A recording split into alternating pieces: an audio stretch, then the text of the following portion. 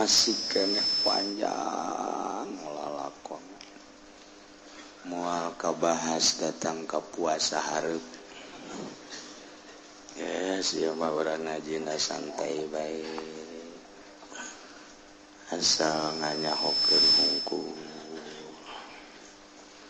jang diri urang supaya urang leuwih hati-hati supaya orang jaga di akhirat ulah nembleh segala rupa bersihan diri orang tina dosa-dosa zahir maupun dosa-dosa batin terutama ieu tentang kabair mengenai diat jinayat balas pati ulah hirup urang datang ka urang mabok kabair zina diancam keras maling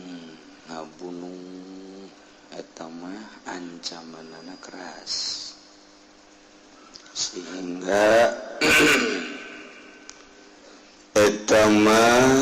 di dunia kene dikenakeun sanksi ku Gusti Allah melalui keputusan negara nu di nagarana eta adalah make aturan-aturan Al-Qur'an baik berbentuk amir, sultan ataupun khalifah atau model di urang presiden yang mayoritas nama Islam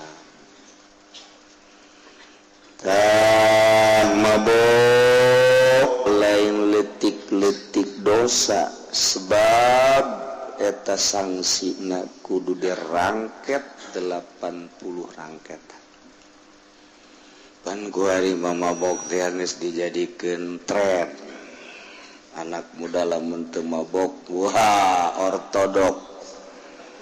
namun hayang jadi anak muda mudirun mabok pemandangan di filmna atuh kos kitu turun orang-orang barat ke orang kieu kita dutukeun ka urang geus teu make Al-Qur'anul Karim tina mabok malumpat namun teu maling kana zina sebab akal geus leungit zina mun muson atuh datang ka paeh lamun goer muson atuh dirangket 100 jilid dan pan lain letik-letik hukuman berarti maling lamun geus datang ka nisab maling 4 gram emas potong dengan sakit kumaha teh cenah lamun di DPR eta mah maningan ge digantung habek temen wah pemerintah eueuh nu teu korupsi lillahi ta'ala eueuh nu teu korupsi beneran ieu mah hese moal dibaturan lamun nu teu korupsi. Aduh, mangkani ngatuh ayeuna mah urang hararaya memehna geus nyogok hayang jadi pemerintah. Masyaallah karim. Imam Hanafi mah baheula dititah jadi hakim. Dipaksa ku Raja Mansur Imam Hanafi gideg. Jawaban Imam Hanafi hampura lamun kula jadi jelema bener teu pantes nu bener jadi hakim sebab eta mah pagawean nu kurang bener. Mun kula teu bener atuh engke ngahukumanana leuwih teu bagus, sangat teu bener kula mun teu bener jadi hakim teu layak. Kula membung. Tangkep nyana di penjara, titah jadi mufti, titah jadi qadhi, titah jadi hakim, embung ditangkap penjara keluar deui dipaksa titah jadi hakim tetep gideg embung asupkeun deui ka penjara keluarkan deui titah deui embung deui akhirna diracun Imam Hanafi diracun gosok itu gede da. Begitu diracun manehanana minum lain deui rarasaan awak oh berarti aing diracun seurinya seuri diracun seuri coba dibojong seri itu maksudnya gua bebejanya ka murid-muridna jeung ka rekan-rekanna kaula mati syahid cekan sesuai jeung doa kaula kula bakal nyusud ke para syuhada bener teu kamal genep hari maut diracun syahid berarti ya Allah ya Rabbi jelema gede embungeun jadi hakim kuari mah yang jadi ketua MUI nyogok hayang jadi Kapolres nyogok hayang jadi wali kota geus lain nyogok deh gok janu kasogokna ge kiai nyogok eta mere teh nyogok kiai dibere seserian ai kiai bego dibere ku calon wali kota seserian innalillahi wa inna ilaihi raji'un insyaallah oh karim atuh komo RT kiai ra ge seserian mental deui kiaina bego kurang gede mantak mana tuturkeun deuleu Imam Syafi'i tingali Imam Maliki tingali Imam Hanafi ahli-ahli Allah nu dituturkeun datang ka yaumul kiamah ku urang mazahibul arba'ah anti dunia anti duit pemerintah coba teangan di Kabupaten Tangerang nu embungeun duit pemerintah bawa ka Cilongok deuk dijadikeun jimat ku aing ulah kitu cenah kiai di Tangerang malah hese di Serang atuh Serang hese Pandeglang coba teh hangat nu anti duit pemerintah nuturkeun Imam Syafi'i Imam Maliki Imam Hanafi Imam Syafi'i atuh dipaksa embung sarua embung duitna jadi mufti Imam Syafi'i anti kana duit tegar nu mantep Imam Maliki sarua datang ke duitna diangsongan ditenden di juru dibagikeun Imam Hanafi boga anak kemudian anakna ngadahar apel pamere ti raja kadeuleu ku Imam Hanafi dicekek anakna tonjok sungutna calang kaluarkeun sia anak aing haram kudu ngadahar kos kieu moal jadi jelema sia cekek oh keluar kabeh karak di inuman sia aya di urang nu kos kitu ceng-ceng ye ti bupati ye mam bil barakah bebeskeun habek ieu keur carita urang dituturkeun Imam Syafi'i urang kan lamun geus teu bisa Imam Syafi'i modal tawaf urang taklid ka Imam Hanafi bacakeun nu kos kituna fikih nama babari cek Syafi'i kieu cek Maliki kieu cek Hanafi kieu lah tamah ilmu pacekcok mana nungeunna ikhtilafu ummati rahmatun silakan ta eta nama henteu dipacekcokeun ta ma'rifatullah nama Imam Syafi'i Maliki Hanafi eueuh nu dipacekcokeun tah tuturkeun eta bisa-bisa setengah atuh ulah nyeunan proposal bae oh ieu mah keur salat Allahu akbar geus katari wancannya ghairil maghdubi ghairil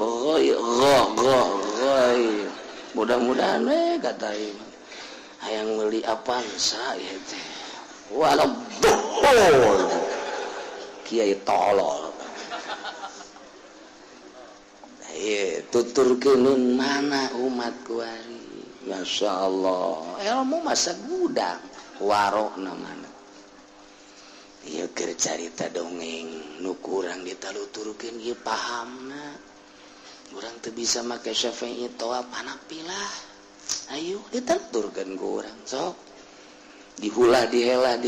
masuk satu untung ayam mazhab ayo asal bisa baik di kumaha tapi maripatna teu ditempo kurang warokna teu ditempo Masya Allah urang lamun nyaritakeun para wali dinyekel duit di pamarentah ngurucut jadi getih ngurucut jadi nanah paneta weureunna nangis jelas zaman baheula komo zaman SBA geus lain getih jeung nanah deui bareunna mentang maka kedohna tong geus ku urang gitu urang seserian deui nginum racun seserian mentak teu daek khusyuk ge salat hese jasa Masya Allah nah ieu urang ningali sejarah-sejarah lalampahan ahli-ahli Allah minimal atuh urang muringkak bulu heulanan kadanan urang ku apik secara kos gitu muringkak bulu we atuh teu muringkak bulu nu luhur nu handap sugan muringkak we di nu dihandap lain muringkak deui nu dihandap mah entud-entudan mah ara rese jas keur carita urang ahli-ahli Allah subhanahu